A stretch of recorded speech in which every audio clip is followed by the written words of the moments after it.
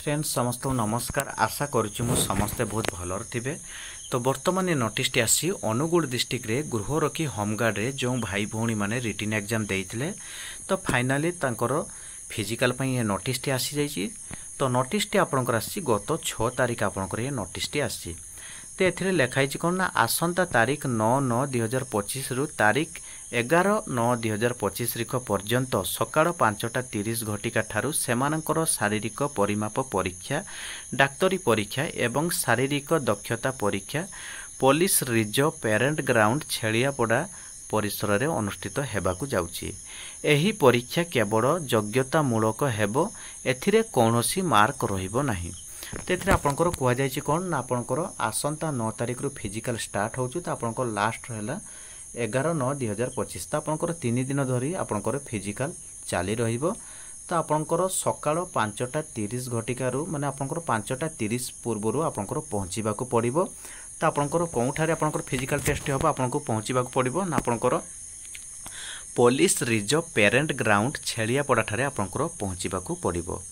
तो एथिरे physical test हम आपंकर कौन सी प्रकार मार्क रहिबो नाही। तो एथिरे नेक्स्ट आपंकर रहिला कोन आपंकर रोल नंबर वाइज पिला को डका जाइछि। तो आपंकर 3 दिन धरी आपंकर फिजिकल चली रहिबो। तो एथिरे फिजिकल टी कौन सी प्रकार हार्ड रही नाही सेमिति। तो एथिरे आपंकर प्रथम आपंकर रोल नंबर जे डका हिछि 3 ठारू 1332 पर्यंत रोल नंबर जो पिला मानकर अछि। तो आपंकर फिजिकल डेट टी होछु 9/9/2025 सकाळ 5:30 घटिका ठारू आरंभ होबो। सेकेंड आपनकर रोल नंबर रहिला 1333 ठारू 2928 पर्यंत रोल नंबर जो पिलार रहिछि आपनकर फिजिकल डेट टी रहउछि 10/9/2025 सकाळ 5:30 घटिका ठारू आरंभ हेबो। थर्ड आपनकर रोल नंबर डकाइछि 2935 ठारू 4830 पर्यंत जो पिलार रोल नंबर रही आपंकर फिजिकल डेट टी हूँ 11/9/2025 सकाळ 5:30 घटिका ठारू आरंभ होबो। तो आपंकर फिजिकल दबाको आपंकर कौठारे जिबे ना आपंकर पुलिस रिजर्व पेरेंट ग्राउंड छेलियापड़ा ठारे आपण माने जिबे फिजिकल दबा पई। तो आपंकर 3 दिन धरी आपंकर फिजिकल चली रहिबो। सेकंड आपंकर रहिला कोन पुरुष मानकर हाइट वेट चेस्ट। पुरुष मानकर आपंकर हाइट रहिला 163 सेंटीमीटर रहिला, वेट रहिला 50 केजी रहिला, चेस्ट आपंकर रहिला नॉर्मल 76 रहिला। तो आपंकर फुले की 81 करबा को पड़िबो। तो एथिरे सेकंड रहिला कोन ना महिला मानकर आपंकर हाइट वेट। तो आपंकर महिला मानकर हाइट रहिला 153 सेंटीमीटर रहिला, वेट टी आपंकर रहिला 45 केजी होइथिबा दरकार। तो ये आपंकर थर्ड रहिला कोन पुरुष प्रार्थी मानक निमंते 500 मीटर दौड़ पाद चाली समय 5 मिनिट।